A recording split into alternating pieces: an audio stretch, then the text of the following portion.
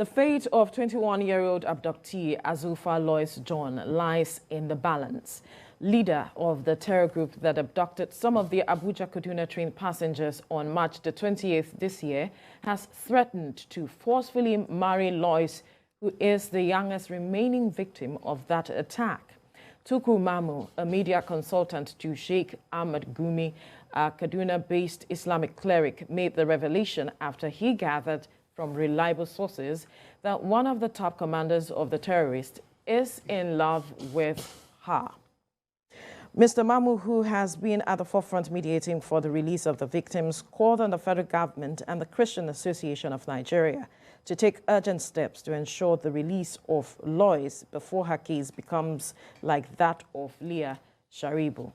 Leah Sharibu, a Dapchi schoolgirl, was kidnapped on the 19th of February 2018 and has been in captivity since then. Reports emerged that she was forced to convert to Islam and then married off to a terrorist commander. There are fears that same fate will befall Lois if urgent steps aren't taken to secure her release. Well, joining us now via Zoom is kidnapped victims of the Kaduna train attack, a publisher of the Desert Herald newspaper and media aide to Sheikh Ahmed Gumi, Mamu Tukur. Good morning. Thank you for joining us on TVC Breakfast. Good morning. Thank you for having me. Right. Before we delve into the matter of Azurfa Lois John, give us a background of how you became the negotiator for these persons, that is the Kaduna train victims. Okay, good morning, Nigerians. First of all, I think this is something that has been inaugurated before now. Precisely 2 months after the abduction, and when discussions and mediation between the federal government and the terrorist group got started, some of the hostages, as I was made to understand through the audio that was sent to me, suggested my name as somebody that they believe is capable of mediating between them and the federal government to ensure the end of this crisis. Somewhere along the line, before I got involved, I was contacted and I asked for the reason why I was why they decided that I should be involved, and they gave me the same reason, and I gave my conditions as well, and I think part of the reasons why I believe they suggested my name, if you can remember, about a year ago, with Sheikh Ahmed Gumi, we went to virtually all the notorious forests of the Northwest in search of solution to this banditry issue and kidnappings, especially across the Northwest. So much has been done by the Sheikh, so much has been achieved during that time. But as we all know, at the end of the day, he was forced to withdraw because of lack of support or lack of even attention from the federal government. So, and I think the second reason has to do with my job as a newspaper publisher, a northern base, and I didn't make impact across the north, especially in the last 17 years. So they say they believe I'm in a position to sincerely liaise with the government and negotiate so that this thing will come to an end. I accepted this offer on humanitarian ground because I believe it's an opportunity for me to do what I could to ensure that this avoidable crisis, especially affecting innocent passengers, comes to an end as soon as possible. That was how I got involved, and I may interest you to know, which was on record prior to my involvement, over 2 months after the abduction.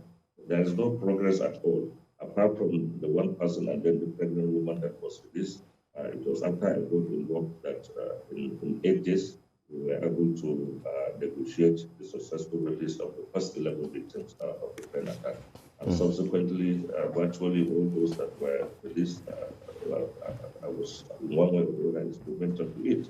And that is why I keep emphasizing that the situation is being unnecessarily escalated in a situation whereby, for example, the dialogue option the engagement option can produce the desired result, then why should we allow, innocent people to be suffering the manner they are suffering, especially, if we take into cognizance that this is rainy season and it's really affecting their health seriously.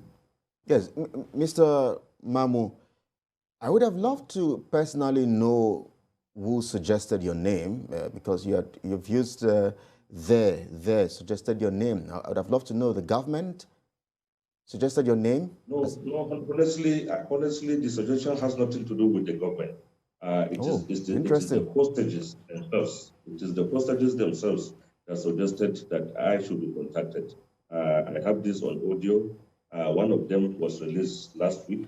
And I think, apart from me, I think they suggested about 5 prominent northern journalists. All right. But at the end of the day, they settled that I should be involved if I really want to. All right. Okay. I consulted with. That's fine. Just for clarity's sake. So, paint a picture of this story. It's really disturbing. It's really sad. You have made a comparison with that of Leah Sharibu, but talk to us exactly.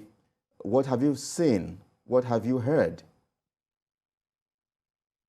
So I think we should not dismiss that kind of threat as an empty threat, especially from a group of people that are known to do this kind of things over the years. That is why, even at the initial stage, I have been, alerting the federal government, the authorities, and the security agencies about the need to expedite action to see an end to this crisis as soon as possible. Because quite clearly, we have an uncertain situation that anything can happen. If at least we know the kind of people we are dealing with. These are people, with terrorist ideology. These are people with misguided religious beliefs, and these are people that have demonstrated, how far they can go, even over the years. And as you rightly mentioned, if you take the case of some of the Chibok girls, for example, and then lately that of Lee Sharibu, I think this is something that needs to the federal government needs to do something as soon as possible to avoid the repetition of this. And how I got to know this information, which I believe is very, very credible, and which I know, even though it will unsettle family members, it will unsettle concerned Nigerians, I believe, it is important to alert the nation so that the life of this innocent young girl, a student, a 300 level student, will be preserved. Her liberty, her freedom is at stake. And if we make the mistake and allow these people to marry her up, I can assure you that no amount of dialogue or negotiation can free her. And that is the real situation we have seen even in the case of Lee Sharibu. They told me quite clearly. And even the last batch of the people that were released, they gave that same information, that the second commander in the camp is in love with this girl, and that they are even making efforts to marry her up as soon as possible. So based on this information, which I have verified from my contacts, I believe sharing it with Nigerians, especially with authorities and all concerned stakeholders, will be very, very important if we are to treat this matter with the urgency it deserves. And I believe we shouldn't wait. We shouldn't wait, because I'm really very surprised. And this is almost 1 week now since I have alerted this nation. Something ought to have been done at least by now. Right. We shouldn't wait until. Right, and that is where I am going. As credible as this information is, and since you have alerted the government for about a week now, this matter seems to be a challenging one, because we are talking about someone being in love with his victim here. How do you negotiate a terrorist out of that? What can the government offer to change his mind? I can assure you, based on the experiences of this engagement, if government will come in and then sincerely negotiate and then sincerely engage them, I can assure you, as long as they didn't marry her off, I can assure you this innocent young girl can be freed. When you say sincerely engage them, how do you mean? Yeah. Because how do we achieve what we have achieved in the last 2 months? You know, if you remember the initial abduction, for over 2 months, we didn't have any progress until when we came in. That was the time we got the first set of 11 that were released. So, for example, if for example, engagement and dialogue can produce this kind of result, even by individuals, what do you expect, for example, if government can deploy, all it means and power, for example, to contact them? They know them very well, and they have their contacts. And I think this should not be a problem at all. More so in the situation whereby, past efforts have yielded positive results. Before now, we have about 61 hostages. As of today, we only have 23 in captivity. And that's a very big development. It's a very, very big, no matter how anybody sees it, it's a very, very big development because we are in a predicament. And we are at the receiving end. These are people that are determined to use these hostages as human shields. So, and they don't even care if, for example, if they die in the process. So when you have this kind of situation, when you have this kind of crisis, it is really very difficult to manage. And that is why it is important to engage in the dialogue option, since, for example, the dialogue option is producing the desired result. And in a situation whereby, for example, we have seen, instances where we have succeeded, then why can't we deploy whatever we have to ensure that they are released? Then any other action after we must have succeeded in rescuing these people, then government can go ahead and do any other action against them. So in specific terms, Mr. Mamu, what are you expecting the government to bring to the table? What are they even asking government to bring to the table? Process of negotiation and dialogue, I believe, is a very painful and frustrating one. But it is something that can give the result. For example, if I can give you a very good example, the first 11 that we succeeded in securing their release. We did it with the federal government, with the cooperation of virtually all the security agencies. And it took us just 8 days to achieve that. So the process is known. We know them. They know everything.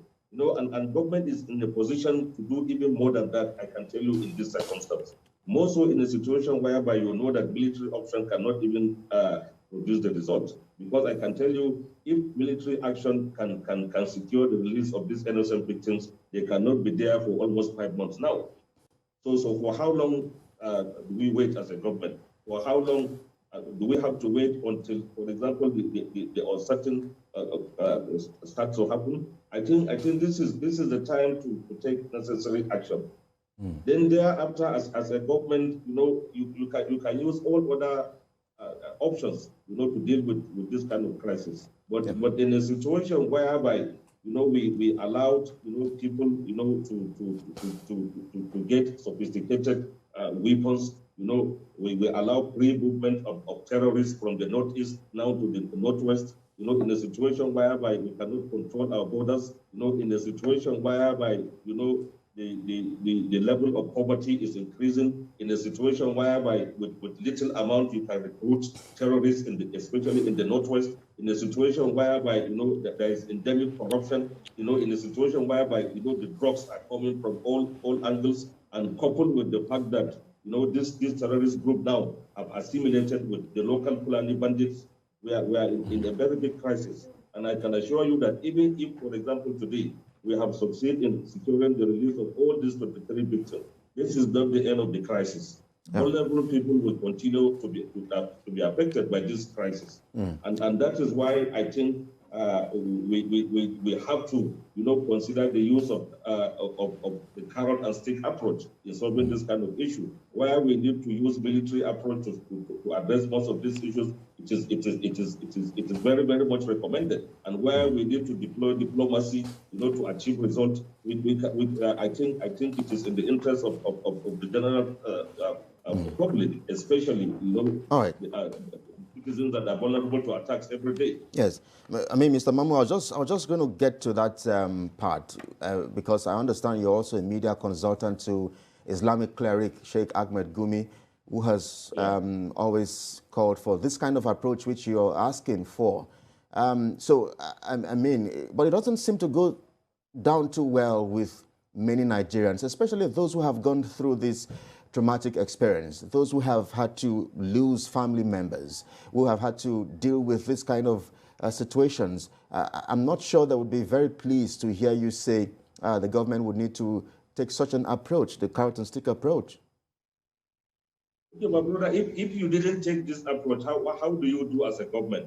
When, for example, you didn't have the means to prevent attacks, when, for example, you cannot protect lives and properties of the citizens, when, for example, attacks can be organized and be executed, with maximum success, when, for example, the terrorists can leave their enclaves and go to Abuja, at the heart of Abuja, attack, break prison, and take away their members. You have very limited options.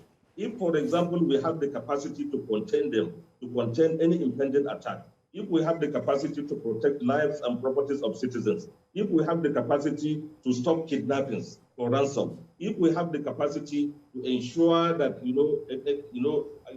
economic activities like farming is moving on smoothly and safely, then there will be need for all these actions. Nigerians should consider, because in a situation whereby we have these limitations, in a situation whereby we have these shortcomings, then what option do we have as a government? If, for example, we want to protect lives and properties of citizens, do we just live by the ego and then continue to allow these people, carry on these criminal activities? All right. When in reality you cannot even, for example, as the Sheikh used to say, if you people have the capacity to crush them once and for all, so that Nigerians will have peace, it is allowed. You people can go ahead and do it. But in a situation whereby this thing cannot happen, in a situation whereby this thing cannot happen, then what option do we have? Yes, all right. Well, let me also squeeze in this question, because there were also reports that you had pulled out of the negotiations. Perhaps you can clarify on our platform if that report is true. Certainly is true. It certainly is true, and I have stated my reasons why I decided to. Yeah, so perhaps you can talk to us on this platform as well. Share with us your reasons for pulling out of the negotiation process. Because part of the reason is that in a situation whereby, for example, you are even giving your life and everything to a cause, and it's in a situation whereby you have little or no support virtually from the authorities, you are virtually on your own. Then in the context of Nigeria today, you stand the risk of even being in trouble. What I have been doing and what I have succeeded in doing so far, I virtually did it alone, apart from the first one we succeeded in rescue. So virtually there is no recognition at all from the government. There is no support at all from the government. There is no even encouragement that, okay, come so that we will put hands together and see an end to this crisis. In fact, what I have been receiving is even threats to my life and even personal integrity, which I cannot even compromise. Life, anybody, that death comes, anybody will die at any appointed time. But for example, in a situation whereby even your own personal integrity is being threatened by people, for example, that are even benefiting from this insecurity crisis, this is something that cannot continue. One cannot do something as an army of one, especially in the context of Nigeria today, and then succeed.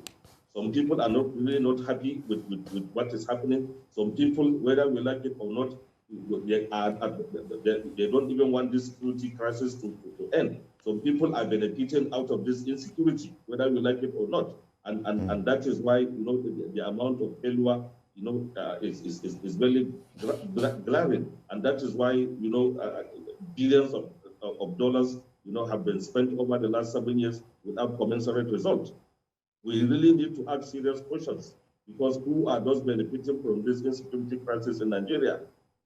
And then the amount of money the president, to be fair to him, is approving, is it really being channeled to fighting this terrorism? Right. Are we getting the desired result? Are we getting commensurate result out of the resources, we are spending it on insecurity? All right.